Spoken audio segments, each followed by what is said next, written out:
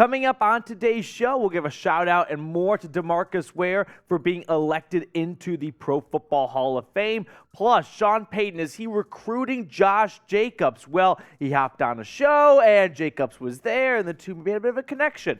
Also, Dre'Mont Jones, he hints at whether or not he plans on staying in Denver in free agency. We'll look at that. And at the end of the show, we've got 12 shots on deck. Looking at them right now, they're staring me at the face for reaching 12,000 subscribers. So that's why you have to subscribe, get the best Broncos off-season coverage. Plus, when we reach milestones, we have some fun. We throw back some shots on a Friday. But let's start the show off by looking at DeMarcus Ware as he was elected into Pro Football's Hall of Fame on Thursday night during the NFL Honors Show. Of course, the defensive end for Denver's defense from 2014 to 16 after a 9-year career in Dallas. He's also the first defensive player from that Super Bowl 50 team to be elected into the Hall of Fame, joining Peyton Manning from the offensive side. But DeMarcus Ware, if we can just take 90 or so seconds to remind everyone how dominant he was, he is absolutely worthy of a Pro Football Hall of Fame nomination and inductee. 138.5 career sacks. With the Broncos, he had 21.5 in 3 seasons, 26 tackles for loss. He battled some injuries the last 2 years with the Broncos, but he was a pillar of that Super Bowl defense. So a big shout out to DeMarcus Ware for getting into the Pro Football Hall of Fame. Arguably could have been made for him being a first ballot last year, but it's a very prestigious club. So spam 94 in the comments section to congratulate DeMarcus Ware.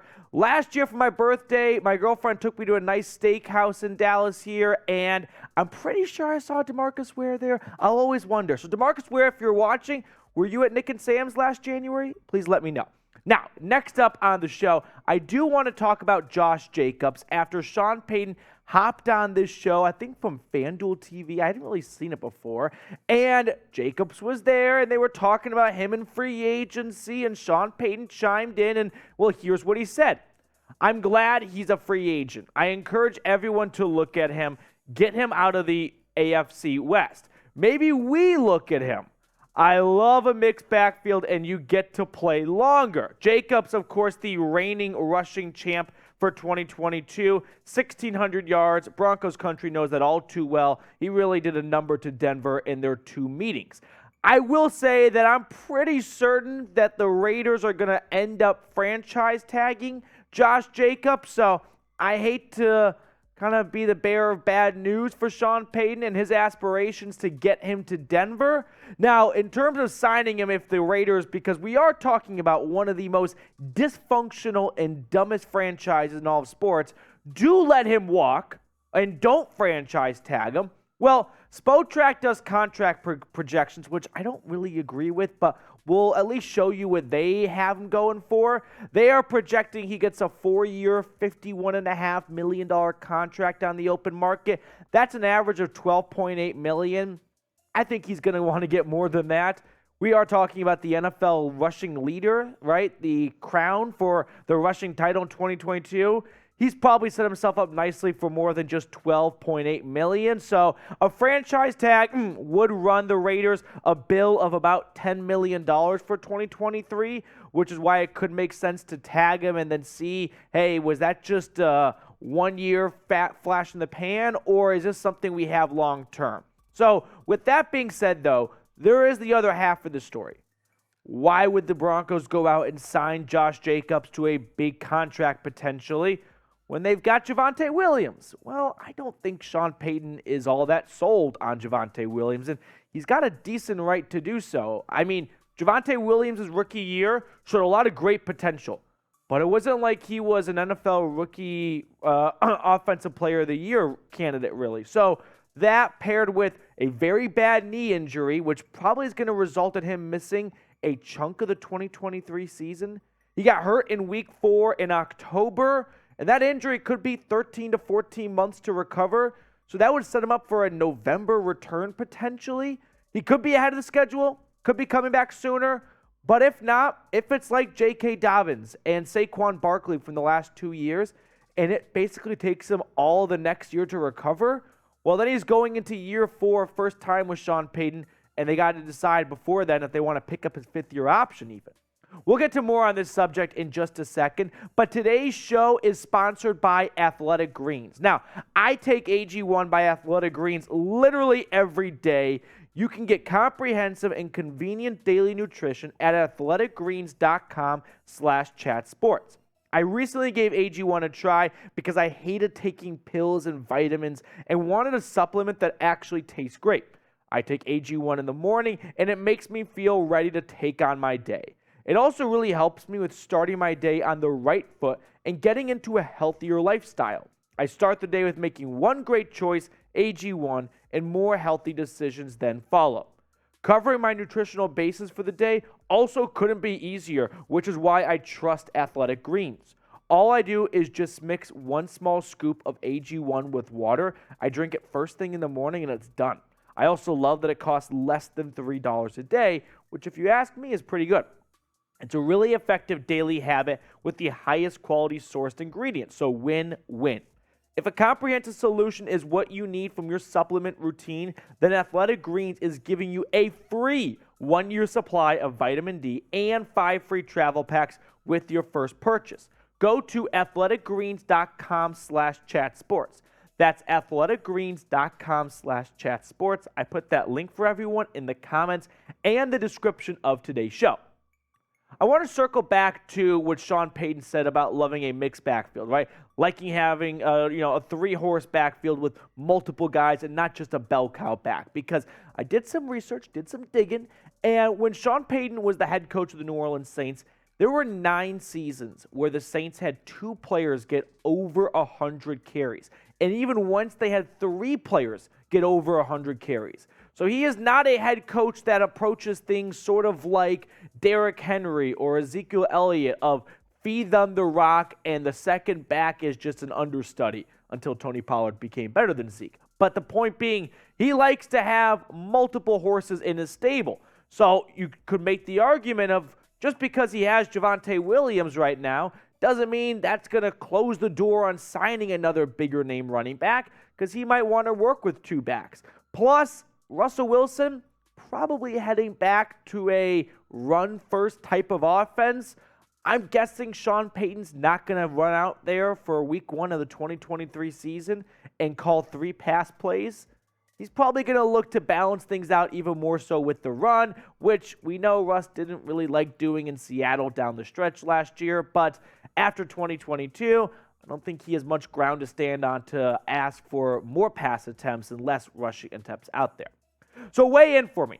Should the Broncos sign Josh Jacobs? Yes or no? Should they go out and steal him from the black hole? Let me know in the comment section below. So next up on the show, I want to talk about Dre'Mont Jones because the Broncos defensive end has been a bit of a tough nut to crack in terms of what to expect out of him in free agency. Here's what he tweeted out yesterday. Denver Bronco fam, I love the love and critiques that I've been getting these past few days. It keeps me humble, LOL. I want to be a Bronco for as long as possible. My social medias are for entertainment.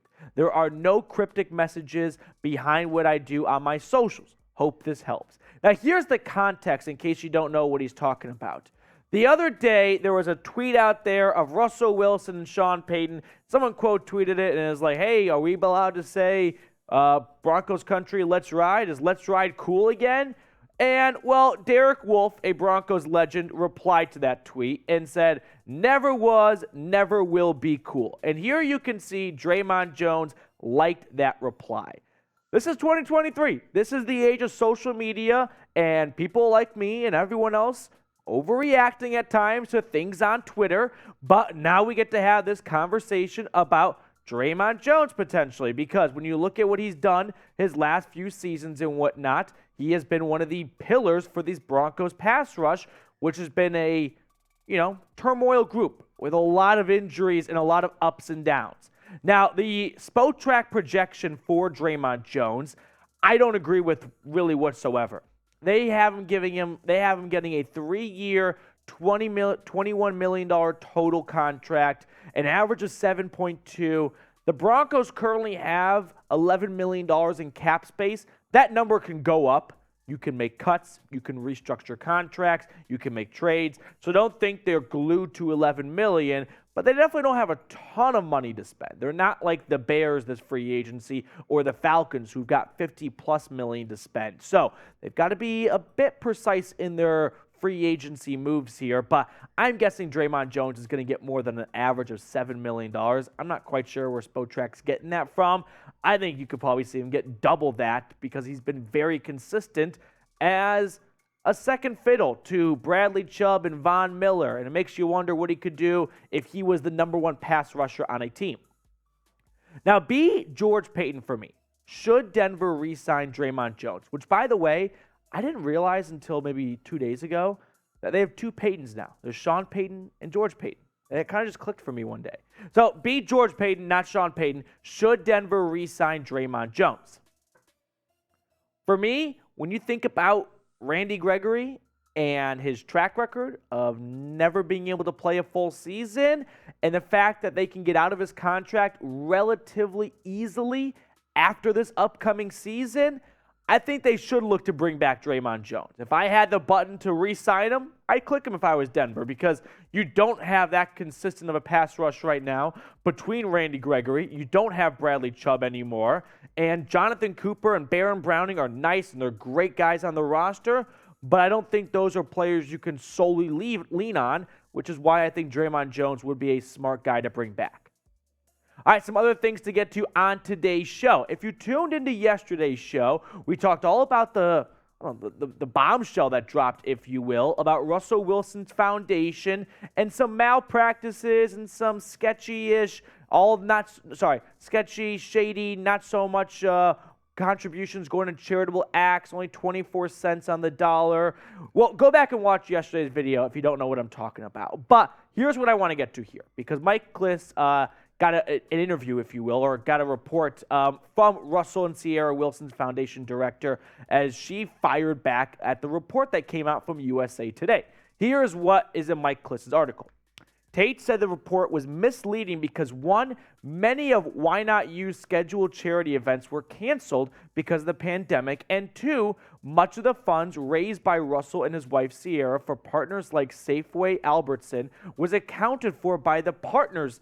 Safeway sent the money Wilson's group raised to Seattle's Children's Hospital, while Why Not You was not credited on its 990 form. Had Wilson's group insisted on getting credit on the 990 form, the amount that went to the charities would have been more than 70 cents of every dollar, okay?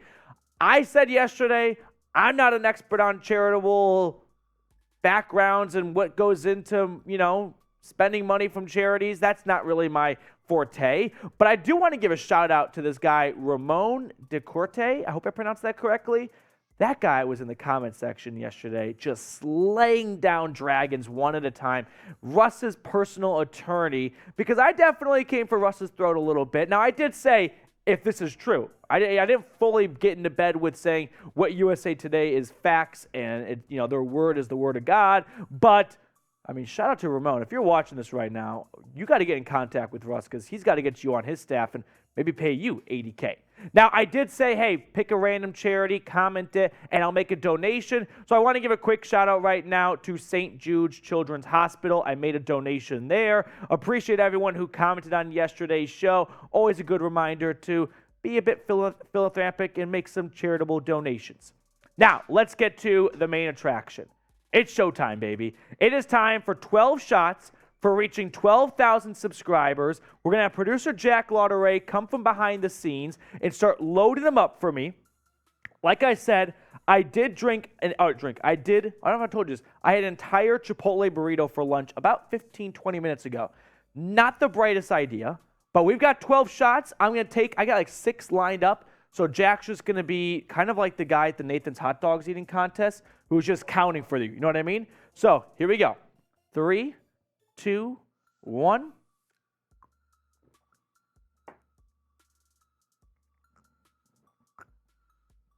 Cannonball coming. Okay. I didn't think this through all the way. What am I at now? I think 4. Okay. Here goes another one. Down the hatch. I've gained an audience now in the Chat Sports Studios. Okay. Do we count? Is someone counting? Oh, no. Okay, I'm just going to finish these off. I think I'm going to go over 12 now. Halfway there. We're halfway there. Shout out your karaoke song. That was just made for karaoke now. Oh, okay, they're staring right at me in the face. The bunk beds were a horrible idea. Why would you let them do them? Talk about starting your Friday off on the right foot. It was so convincing in their arguments. I got 3 more. 3 more. This is for Broncos country. This is for 12K subs. I think I got to do 13 shots for 13K subs. So, sub to the moon, baby.